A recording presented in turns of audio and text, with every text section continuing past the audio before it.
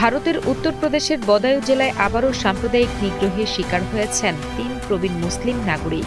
আব্দুল সালাম ও তার ২ সঙ্গী এলাকায় সাহায্য তোলার কাজ করার সময় অক্ষর শর্মা নামে এক যুবক তাদের গতিরোধ করেন।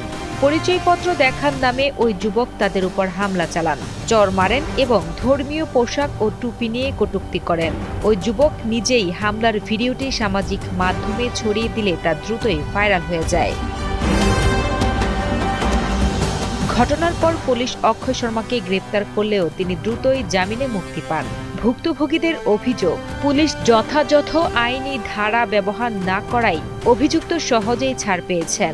আব্দুল সালাম জানান, তারা অত্যন্ত দরিদ্র এবং সাধারণ মানুষ, তবুও কেবল ধর্মের কারণে তাদের চোর অপবাদ দিয়ে হেনস্থা করা হয়েছে।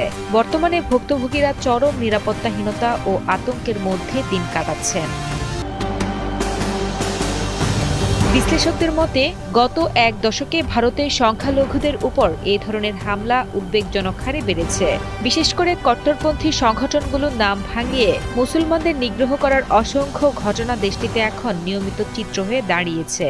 অভিযুক্ত যুবক এটি গোরক্ষা সংরক্ষণের নেতা বলে দাবি করা হলেও তার বিরুদ্ধে কঠোর ব্যবস্থা না নেওয়ায় ভারতের বিচার ব্যবস্থা ও সাম্প্রদায়িক সম্প্রীতি নিয়ে নতুন করে প্রশ্ন উঠেছে।